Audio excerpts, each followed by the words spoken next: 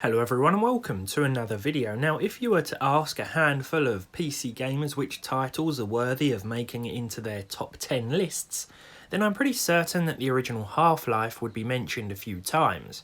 Originally released in 1998 on PC, this classic was re-released as Half-Life Source in 2004.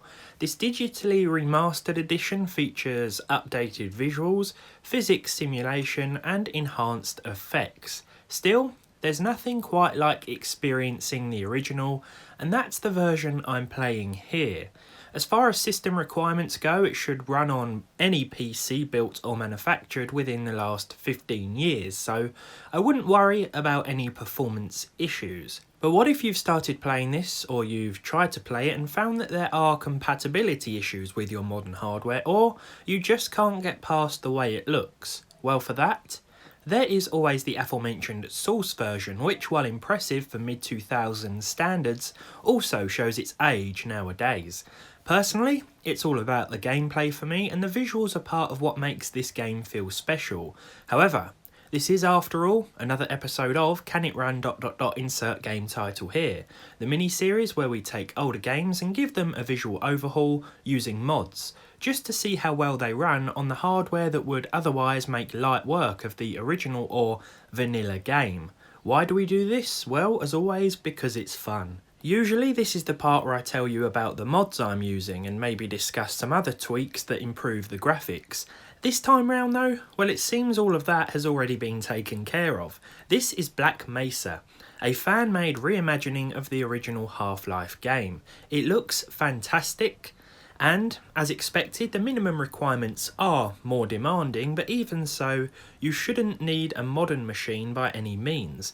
A dual-core CPU and 2GB video card should do the trick, as well as 6GB of RAM. But what performance difference can you expect between the original Half-Life and Crowbar Collective's incredible reimagining? Well, that's where this machine comes in. This old rig features a Xeon E5645 with all but 2 of 6 cores disabled, 6GB of memory, and for the purpose of this video, both a GeForce 210 from Nvidia, commonly referred to as the worst graphics card ever to exist, even though it's probably not the worst, and the AMD RX 550, not to be mistaken with the RX 5500 XT. The RX 550 is a few years old and retailed for $79 new, targeting those on a very tight budget. So apologies for the recording method to start with. I will switch to screen capture momentarily, but for the GeForce 210, which finds my capture card software a little too much to handle, I've had to make do with a 2007 style recording setup. As far as the original Half-Life is concerned then, the purposely limited Xeon E5645 and G210 have no trouble maintaining close to 60 FPS on average at 720p resolution. A few drops will occur and 1080p is best avoided, but all in all it's not a bad experience.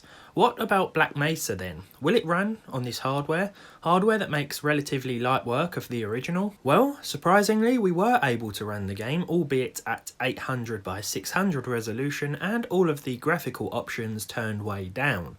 Although you will have to make do with 20 or so FPS most of the time, I did see at least 30 frames per second in quieter areas. Is it playable? Probably not. At least not 100% of the time, but I think to some extent we were all expecting this. We know that the 210 is a pretty bad card, one that's intended for users who require a display adapter as opposed to a gaming GPU. When we move on to the AMD RX 550, another weaker option but one that offers a significant performance increase over the 210, we find that the original Half-Life is playable at 60 FPS with 1080p resolution. This seems to be the cap unless we were to unlock it manually, but for me 100 frames per second is more than fine. The game won't often drop below 90 a lot of the time either, though different levels may vary. Black Mesa will also run very well on this setup, again with the 2 cores of the Xeon enabled and 6GB of memory.